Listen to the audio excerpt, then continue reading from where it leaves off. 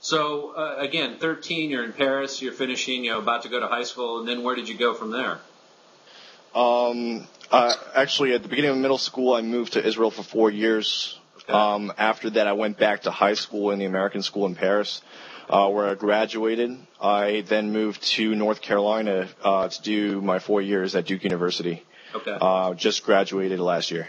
So you're a Dookie and you just graduated in a year, and already you've told me this already. So already you've got a hedge fund, and you're involved in a tech company. So obviously you got involved with these businesses before the last year, I would suspect. Yeah. Well, I mean, I've met a lot of people through, mostly through my last 2 years of college. I've gotten to talk to a lot of people on Stock Talk, which is an amazing network, by the way. And, just moving on from there, I met the people that I work with at the tech company in a high school. And most of us are either grad students or students. And, as part of the hedge fund, I met the people right around the time that I've graduated.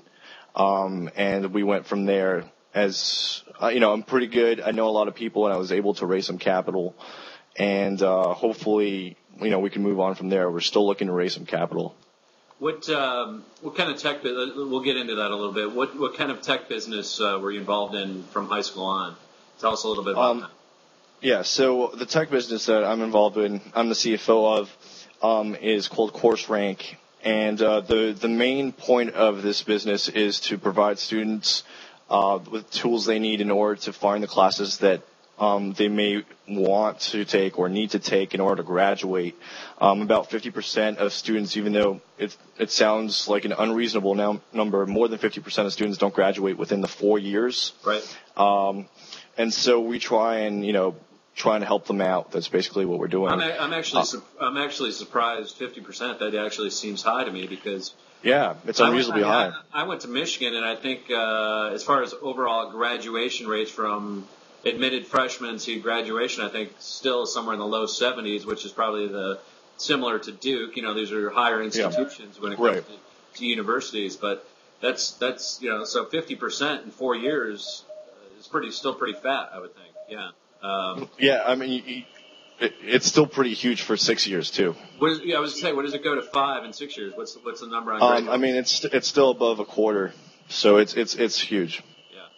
So you guys basically, and again, I don't know, I'm ignorant about the product, but you have a kind of a social media platform for students to talk about classes that apply, whether they want to be an econ major or finance, and they talk about classes that are electives or professors that are teaching some classes, who to stay away from, who to take. It's a little different than that. You have questions and answers where people can interact, but the main purpose of it is to provide a platform, a site that's tailored to the university.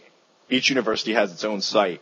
Okay. And the students can actually search the classes that they see. They see the different schedules. Okay. They see reviews and ratings on each, peer reviews and ratings on each of the classes, and it provides them basically with all the information they need in order to see if that's a class they really want to be taking, or should they be taking another class that fulfills their requirements. So it does a very good comparative advantage there. And so do you sell the application or the software to each respective university and each respective program within that university? Well, we started off by doing that, but it wasn't fast enough growth for the company. So we actually provide for free now and use different ways, different referrals in order to generate monetization. Okay. So you kind of have like your own guerrilla marketing staff. Is that the idea? Maybe. Yeah, I mean, I do most of the marketing myself with a couple other people. Yeah. I mean, do you try to get students that are sucked into the Ann Arbors and the Columbuses of the world to go out and, kind of promote this through their networks?